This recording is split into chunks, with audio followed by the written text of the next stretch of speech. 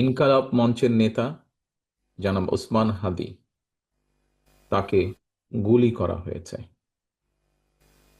তার উপরে গুলিবর্ষণ করা হয়েছে।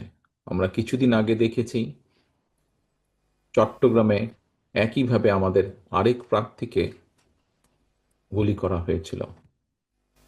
প্রিয় ভাই বোনেরা, প্রথমেই আমি এই ঘটনার জন্য তীব্র ঘৃণা এবং প্রতিবাদ জানাচ্ছি।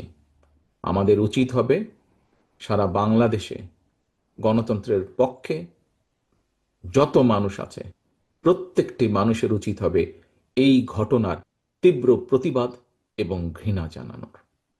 আসো, আমাদের আজকের এই অনুষ্ঠান থেকে আমরা এই ঘটনার প্রতি তীব্র ঘৃণা এবং প্রতিবাদ জানাই এবং একই সাথে বিএনপি এবং ছাত্র দলের দায়িত্বশীল একজন কর্মী হিসাবে আমাদের দায়িত্ব হবে প্রশাসনকে, যারা এই ঘটনার সুষ্ঠু তদন্ত করবে, তাদেরকে আমাদের অবস্থান থেকে সহযোগিতা করার কোনো স্কোপ সুযোগ যদি থাকে আমরা আমাদের সর্বোচ্চ সহযোগিতা করব, যাতে করে তারা প্রকৃত যে দোষী ব্যক্তি তাদেরকে খুঁজে বের করে দেশের আইন অনুযায়ী তাদেরকে শাস্তি প্রদান করতে পারে। প্রিয় ভাই বোনেরা, দেশ একটা অত্যন্ত সংকটের ভিতর দিয়ে যাচ্ছে। আমরা দেখেছি গত এক বছরে বিভিন্ন সময় বিভিন্ন ব্যক্তি, বিভিন্ন সংগঠনের সদস্যরা হুমকি দিয়েছে প্রকাশ্যে যে প্রত্যাশিত নির্বাচন আগামী ফেব্রুয়ারি মাসে, সে নির্বাচনকে তারা হতে দেবে না, বাধাগ্রস্ত করবে, প্রকাশ্যে হুমকি দিয়েছে।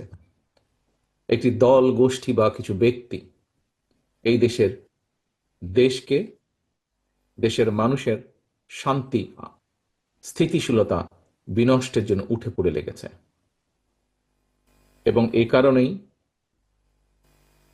বাংলাদেশ জাতীয়তাবাদী দল এবং একই সাথে যারা বাংলাদেশের অস্তিত্বে, স্বাধীনতা, সার্বভৌমত্বে বিশ্বাস করেন, দল ছোট বড় বিষয় না, যারা বাংলাদেশি জাতীয়তাবাদের অস্তিত্বে, বাংলাদেশের অস্তিত্বে বিশ্বাস করে, সবার আগে বাংলাদেশ, এই নীতিতে যারা বিশ্বাস করে, আমাদের প্রত্যেকটি দল, প্রত্যেকটি নেতা, প্রত্যেকটি কর্মী, প্রত্যেকটি মানুষকে আজ অতীতের যে কোনো সময় থেকে সবচাইতে বেশি ঐক্যবদ্ধ হতে হবে।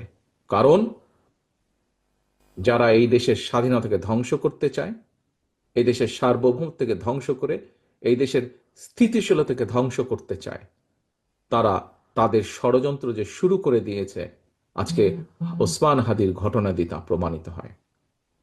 আমরা বিভ্রান্তি ছড়ানো থেকে প্রত্যেককে বিরত থাকতে হবে। কেউ যাতে কোনো বিভ্রান্তি ছড়ানোর সুযোগ না পায় সেই ব্যাপারে আমাদেরকে সচেতন থাকতে হবে। এবং একই সাথে